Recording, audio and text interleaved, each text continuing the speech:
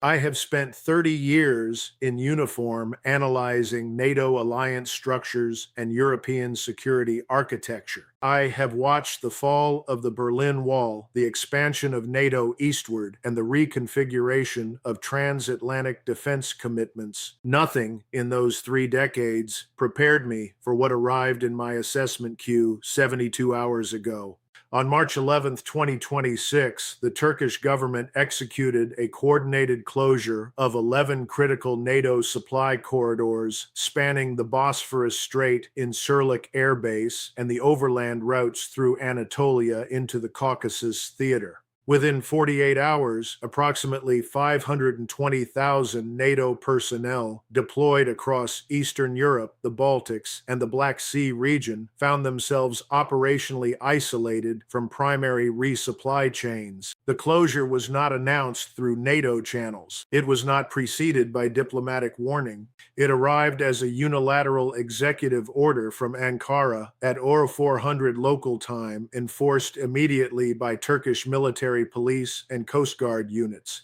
And Washington learned about it from open source Turkish media before any secure communication reached the Pentagon. I want to be honest with you about something. When I first reviewed the operational reports coming out of EUCOM headquarters in Stuttgart, my initial reaction was disbelief. Not because Turkey lacks the sovereign authority to control its own territory and waterways, it absolutely possesses that authority, but because the speed, scope, and strategic timing of the closure suggested a level of operational planning that had been concealed from alliance intelligence for months. This was not an impulsive decision. This was a deliberate strategic maneuver executed with the precision of a military operation. And the fact that NATO's integrated intelligence apparatus failed to detect the preparation, that is the part that should concern every serious defense analyst watching this. In the next 38 minutes, I'm going to walk you through 4 questions that every observer of European security needs answered.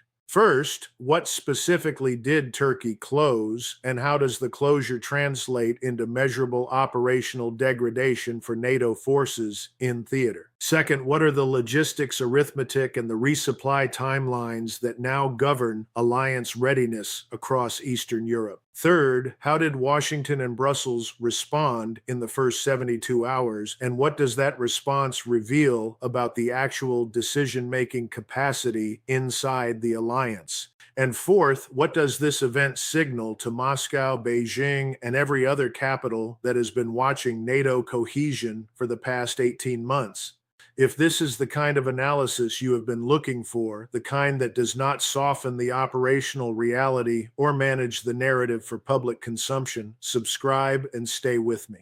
Hit like, drop your assessment in the comments. I read everyone. Let me be precise about what Turkey closed. The action was not symbolic. It was not a diplomatic gesture. It was the severance of physical infrastructure that moves fuel, ammunition, spare parts, and heavy equipment from Mediterranean ports and air bases into the European theater. The 11 affected routes include the Bosphorus and Dardanelles maritime corridors, which handle approximately 63% of all naval logistics moving into the Black Sea. They include Incirlik Air Base in southern Turkey, which processes an estimated 40% of all air-transported munitions and precision-guided weapons destined for NATO forces in Poland, Romania, and the Baltic states. They include the overland truck routes running from the port of Mersin through Anatolia into Georgia and Azerbaijan, which supply forward-deployed units operating in the Caucasus support mission.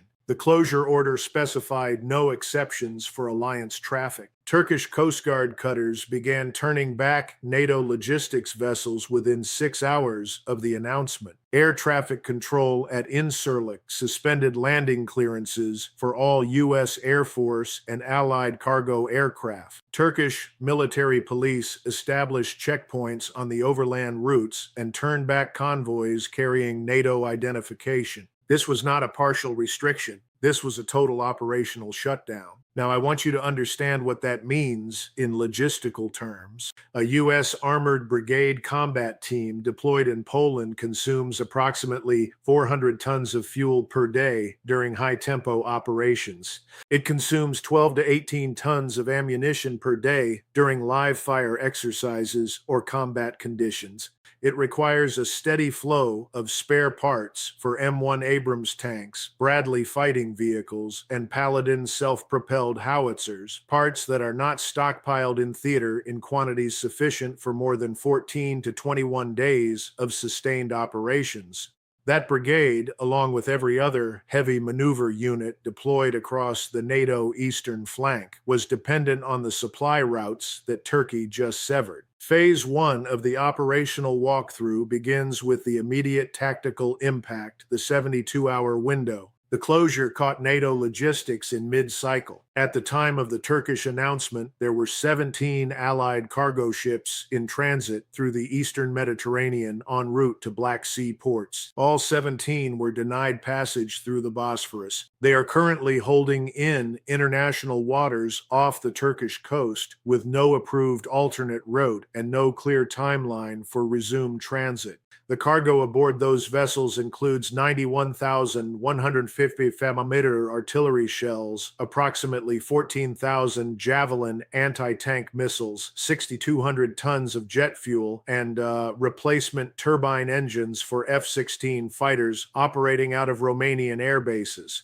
At Incirlik, 22 U.S. Air Force C-17 Globemaster cargo aircraft were on the ground or inbound at the moment of closure. All 22 were denied further operations. 4 were in the process of uploading palletized ammunition. Those aircraft were ordered to depart Turkish airspace immediately without their cargo. The ammunition, valued at approximately $47 million, remains impounded on the Incirlik flight line under Turkish military guard. The remaining 18 aircraft were diverted to alternate bases in Jordan, Kuwait, and Germany, adding between 9 and 14 hours to their delivery timelines and consuming fuel reserves that were not planned for in the original mission profiles. On the overland routes, 16 NATO truck convoys, totaling more than 300 heavy vehicles, were stopped at Turkish checkpoints within the first 12 hours. These convoys were carrying spare parts, medical supplies, and packaged rations destined for units in Georgia and Azerbaijan supporting the Caucasus Regional Training Mission. The convoys have not been turned back. They have not been allowed to proceed. They are sitting at those checkpoints in a legal and operational limbo while Ankara and Brussels negotiate terms that have not yet been publicly disclosed. Let me tell you something. The phrase supply chain disruption does not capture what is happening here.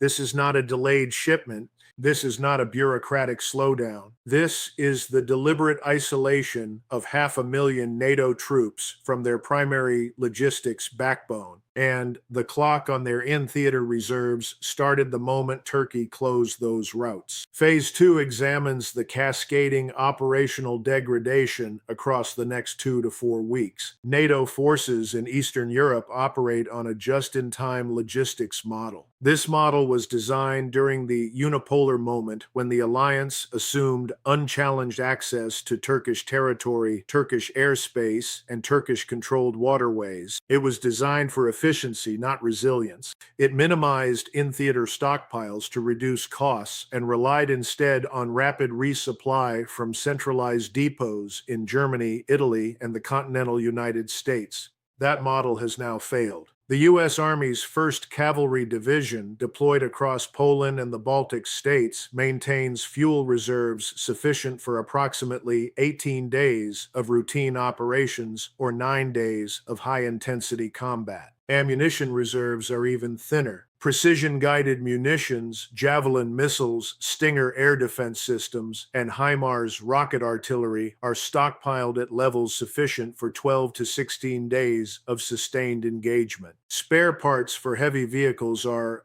maintained at a 30-day supply level under peacetime assumptions, but combat operations consume parts at 3 to 5 times peacetime rates. Without resupply through Turkish routes, those units must now rely on alternate logistics paths. The primary alternate is the Northern Maritime Corridor through the North Sea and Baltic Sea into Polish and Lithuanian ports. That route adds 7 to 11 days to delivery timelines compared to the now closed Mediterranean Black Sea route. It also requires ships to navigate the Danish Straits and the narrow choke points around the Kiel Canal, routes that are far more vulnerable to surveillance and interdiction than the open Mediterranean. The second alternate is airlift from Ramstein Air Base in Germany, but airlift capacity is limited. The U.S. Air Force has approximately 220 C-17 aircraft in its global fleet. Of those, fewer than 60 are available for European theater operations at any given time due to maintenance cycles, global commitments, and crew rest requirements. A single C-17 can carry 75 tons of cargo. A single armored brigade consumes 400 tons of fuel per day. The arithmetic does not work. Here is what is actually happening. NATO units in Poland have been ordered to reduce training operations by 40% to conserve fuel and ammunition. Live fire exercises scheduled for late March have been postponed indefinitely. Vehicle maintenance has been prioritized over operational readiness drills.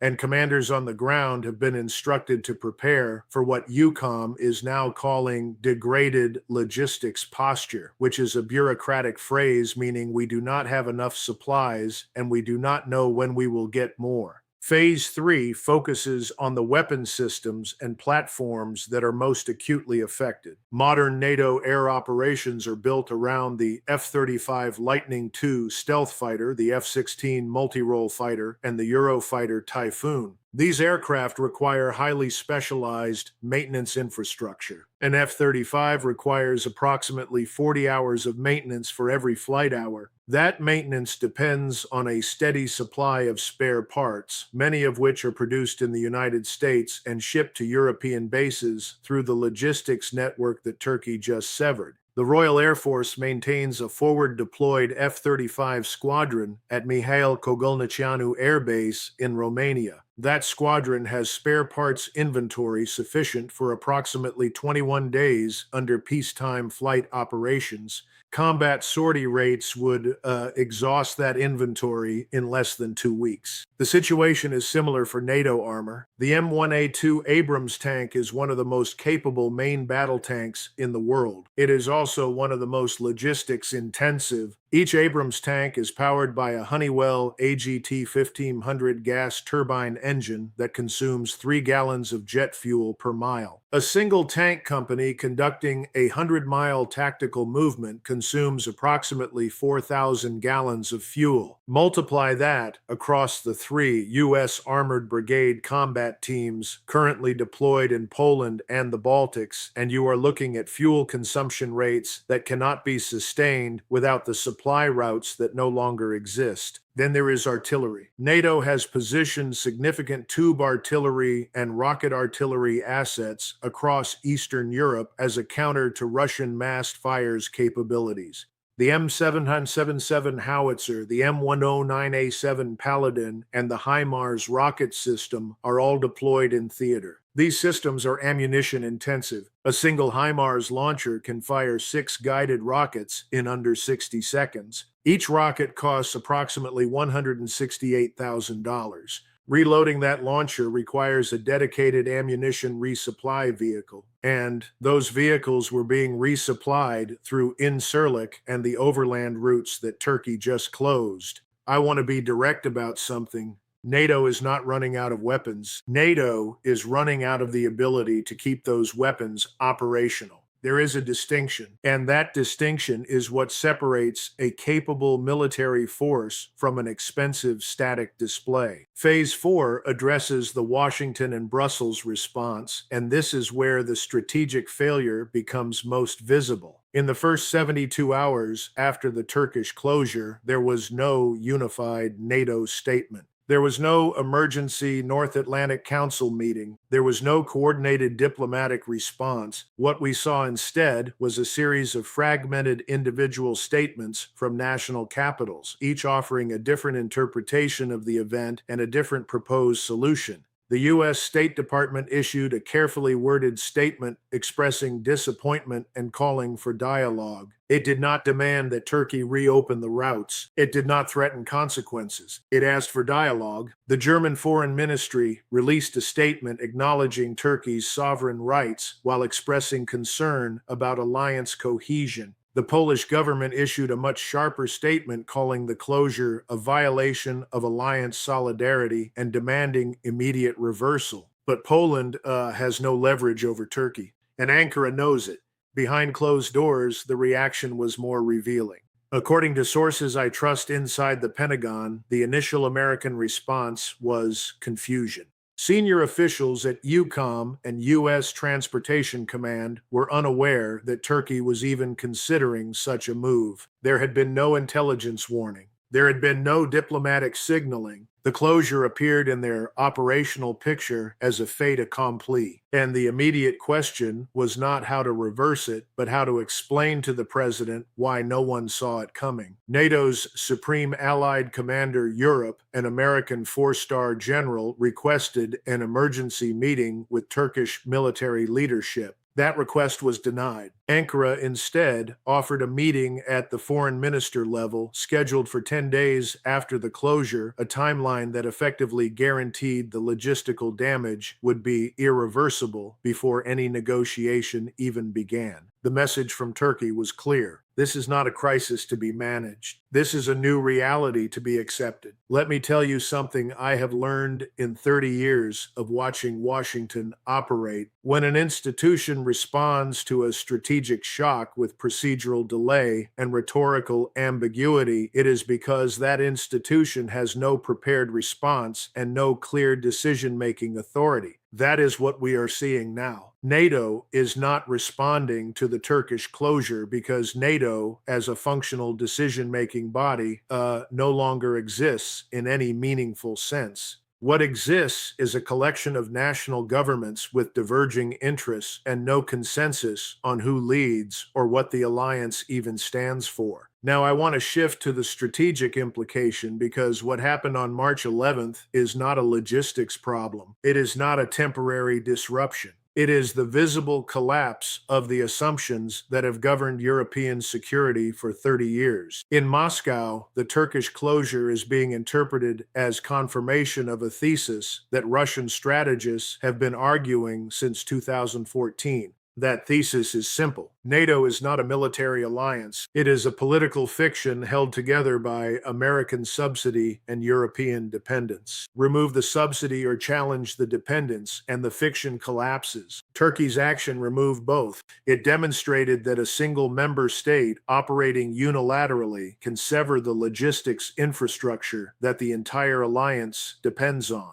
And it demonstrated that neither Washington nor Brussels has the authority or the capability to reverse that decision. Russian defense analysts are now updating their operational planning for the Baltic region and Eastern Europe. The previous NATO deterrence model assumed that any Russian military action in the Baltics would trigger an immediate and overwhelming alliance response supported by rapid reinforcement from the continental United States and Western Europe.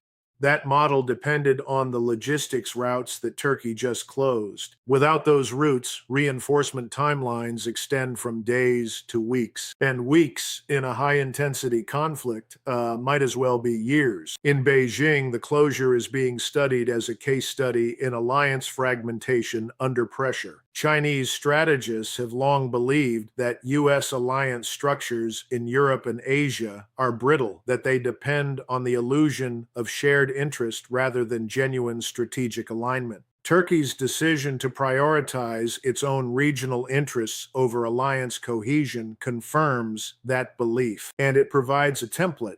If Turkey can close NATO supply routes without facing meaningful consequences, what prevents other alliance members from similar unilateral actions when their interests diverge from Washington's? For the Gulf states, the Turkish move is a signal that the era of automatic alignment with Western security structures is over. Saudi Arabia, the UAE, and Qatar have all been recalibrating their defense relationships over the past 5 years, diversifying arms purchases, expanding ties with Russia and China, and reducing their dependence on American security guarantees. The Turkish closure accelerates that recalibration. If NATO cannot maintain logistics coherence in Europe, its most critical theater, why should a Gulf state assume that American security commitments in the Middle East are any more reliable? And for the broader developing world, the collapse of NATO's logistical backbone in 48 hours is a demonstration of something that many non-Western analysts have suspected for years. The American-led international order is not resilient. It is fragile. It depends on the cooperation of mid-tier powers who are no longer willing to subordinate their own interests to Washington's strategic preferences. And when that cooperation is withdrawn, the entire structure fails faster than anyone in Washington is willing to admit. I have said for years, in testimony that was ignored and in assessments that were filed and forgotten, that NATO's expansion outpaced its logistics capacity. I warned that the alliance was building a forward military presence in Eastern Europe without the infrastructure to sustain it under contested conditions. I argued that dependence on Turkish territory and Turkish goodwill was a strategic vulnerability that no serious military planner should accept. Those warnings were dismissed as pessimistic. They were dismissed as out of step with alliance consensus. And now 520,000 NATO troops are sitting in theater with degraded resupply and no clear plan for restoration.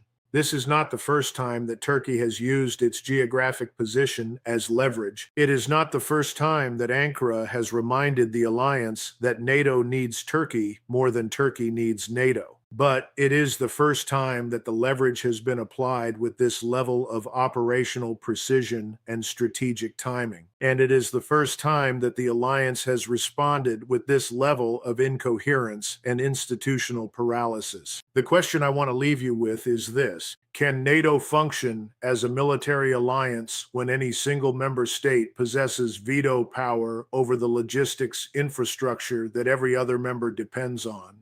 Can an alliance sustain operational credibility when its supply chains can be severed unilaterally with no advance warning and no immediate consequence? And if the answer to those questions is no, then what exactly are we defending and who are we defending it for? Leave your assessment in the comments. I read everyone. If this analysis delivered the kind of unfiltered operational breakdown that you cannot find in mainstream coverage, share it, hit like, subscribe. The next update is already in preparation. I will see you in the next